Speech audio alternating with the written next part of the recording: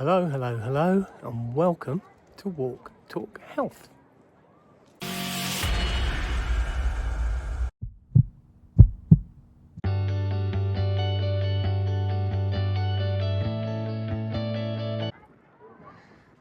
So today we're at Walnut Canyon, and we're about to go down there where there are basically cave or dwellings built into the side of the rock. 38 steps and 200 feet descent, and it's going to be a short but very cool walk. Hope you get to enjoy it. So we're about halfway down now. Amazing canyon. A lot of steps. And when we get to the bottom of the stairs, you get to here, and it's a one-way loop, so we'll be coming back round that way. But that's where we're now going to see all these homes dug into the rock. So let's go see. Okay, a few more steps to navigate. I'm actually wearing a knee brace today because I damaged my knee climbing back down actually Camelback Mountain. It's crazy crazy steep.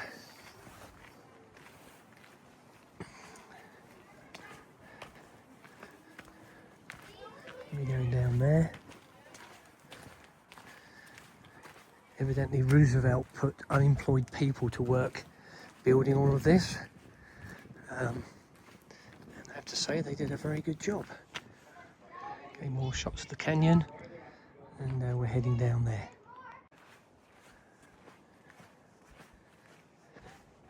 It's only a very short one, this. I think it's literally a mile loop, but a ton of steps to climb. Well, steps down and then steps back up. But it's pretty cool, the fact that Native Americans actually worked out that they could build in here. I mean, that's that's kind of rock and mud, etc. So at some point that may have come right out to the edge of this overhang. Very cool. This is outside of Flagstaff, about 30-minute drive from Flagstaff, thereabouts, and which was a half-decent drive. Very cool. Bit of information on what they did. If you want to pause the video and read this. But continuing on. Again, they did a good job of building all this, so you can get down and enjoy the canyon.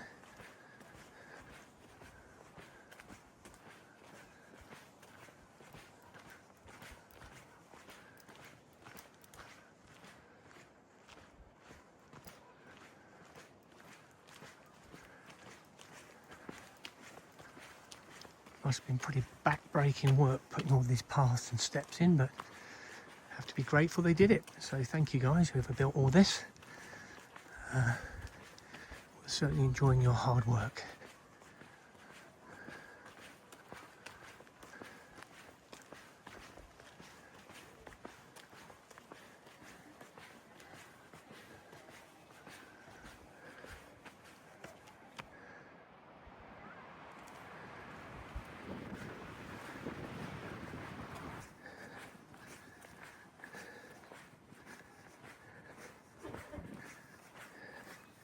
A few more stairs. What a surprise.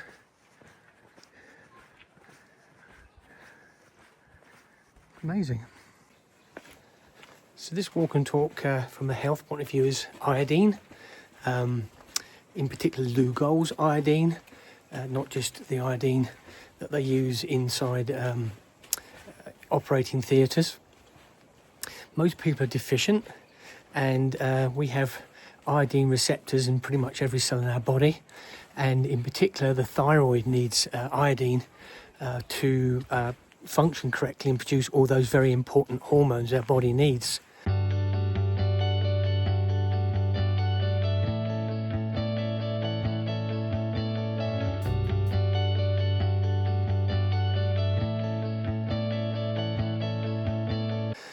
So I personally take 3, sometimes 4 drops of Lugol's iodine in my coffee first thing in the morning. And the reason that they realised that iodine was necessary was because of goiters, which is where the thyroid isn't functioning properly, and you end up with these massive big growths basically in your throat, where the thyroid, because it hasn't got iodine, expands and starts to grow into something looking pretty nasty.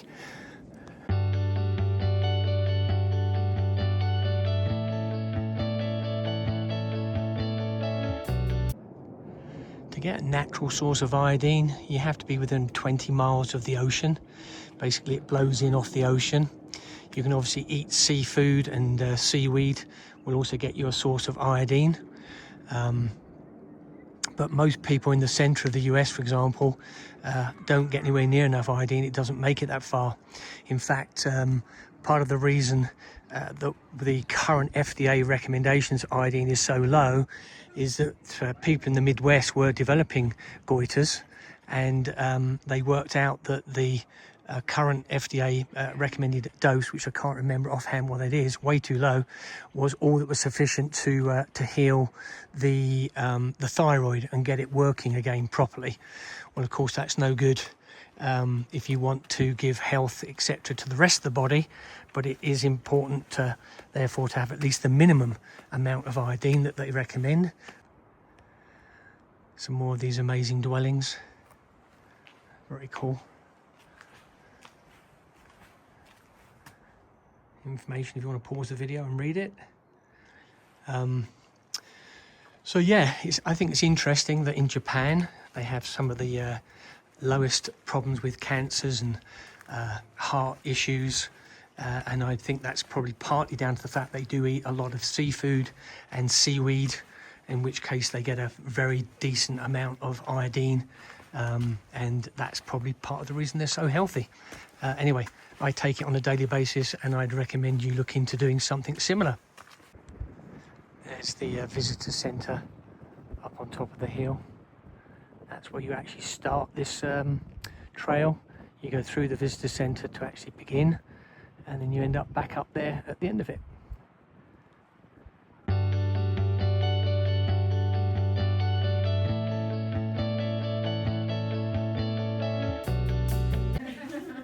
More of the path continuing down here. It's pretty cool. No hand railings on this bit. You can tell if you're actually iodine deficient by actually rubbing some of the iodine on your skin. You get this yellow colour. If you've ever had an operation or seen an operation in a hospital, they put iodine over the area that they're going to make an incision, because it's a natural antiseptic. It kills everything, bugs, viruses, etc., to make it safe in terms of the operation. If you're deficient and you put some iodine on your skin, it will literally absorb in. So a good test when you first buy your bottle of Lugol's iodine would be to put a few drops somewhere like your forearm, and then just watch and wait and see. If it just sits on the surface and doesn't go away, then you might not need it. But I'd be amazed if that's the case, because I say most people are deficient, and it's very, very important for our overall health.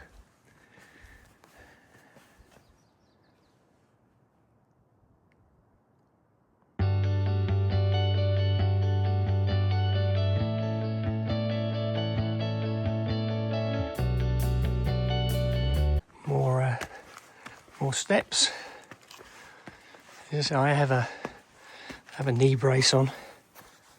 You can see it there, and I'm managing to do the steps, so it is challenging, but not too bad for those that are concerned about climbing the steps.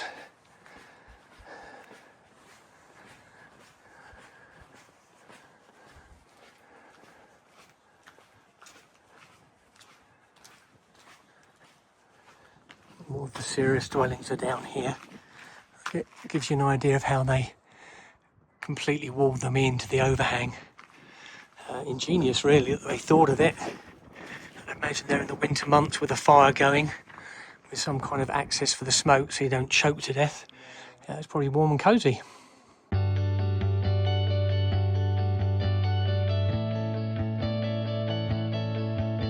There are different strengths, Lugol's, iodine. I personally have just the 2%. That's strong enough, and say 4 drops of that on a daily basis. I think it goes all the way up to 14% iodine, in which case you just adjust the dose. Maybe just 1 drop a day would be plenty. I know that there are some medical professionals that I follow, Dr. Campbell, for example, who takes 3 or 4 drops of the 14% iodine a day. That's how much he believes in the importance of iodine. Anyway, you make your own decisions. Because it is something that can affect the body, I'd recommend, of course, you speak to your primary care physician if you're in any doubt about it interfering with other medication you're on.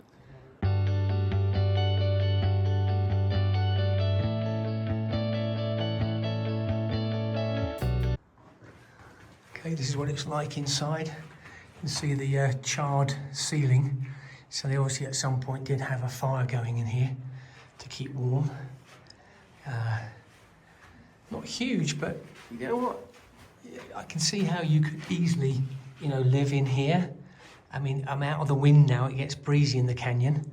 And as I say, I think with a fire going, maybe in the corner of the room like they obviously had going there, and because it's reasonably open, I guess the smoke's got somewhere to go. In fact, if you follow the charcoal, right, it goes all the way up and over here, the smoke. So it clearly does exit the room, if you want to call it a room. So yeah, in case you want to see what they look like inside, that was it. Carrying on round the path. I think I already mentioned it's a 1 mile loop, and you descend 200 feet basically down to the bottom, and then obviously 200 feet back up to get back to the welcome centre. It's incredibly well done and maintained, and it's a very pretty trail. Everywhere you look, it's just amazing.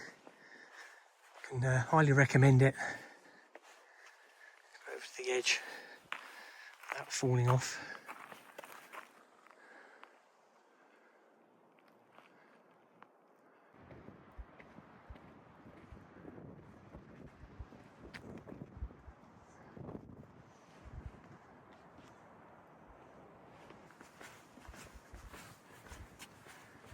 Clearly some other cave dwelling across the canyon, which I don't believe you can get to.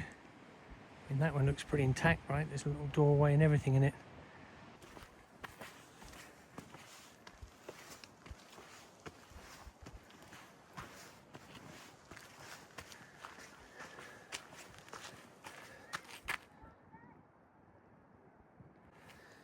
Must have been a half decent sized community, because there's more dwellings around here. Anywhere there's an overhang, it looks like they built somewhere. Okay, it's that time to ask for your help again. This channel is in no way monetized. The sole purpose of the channel is for me to reach as many people as I can, people just like you, and help them with their health journey to living longer, healthier.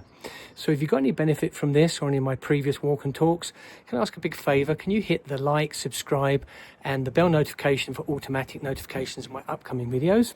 Better still, can you leave a comment? Maybe tell me where in the world you're watching from, ask a question about iodine, and even better still, sharing it to people you think might benefit from this. Whatever you're able to do to help the channel, I'll appreciate it, because by helping me, you're helping others. So I thank you in advance for doing that. Thank you. So I think we're getting towards the end of the trail now. I mean, just look at that. So cool. I can see the welcome centre there up on top of the hill. So I think we're on the last trek. So it's only a short one, a mile, but you certainly get a workout, because it is up and down a lot of steps. So, and you are climbing, say, 200 feet. In fact, you can see people up there on the side of the hill actually starting to walk down. See if I can get in, zoom in and show you.